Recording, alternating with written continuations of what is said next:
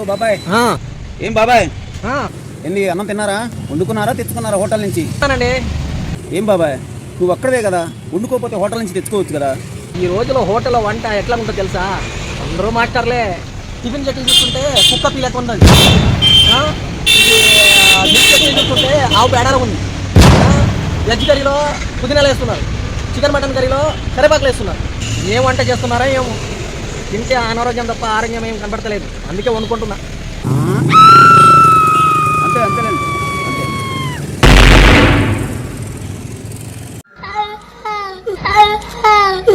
అన్న జైల్లో ఎందుకు పెట్టారన్నా? నేనేం తప్పు చేయలేదన్నా, నేను అమాయకుని అన్నా.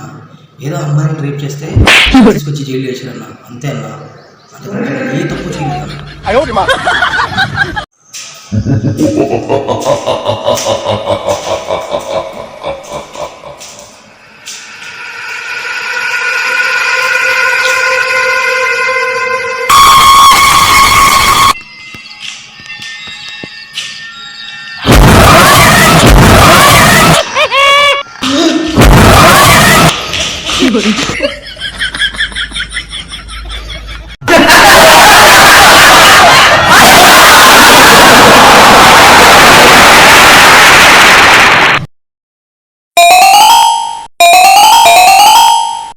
Thank you.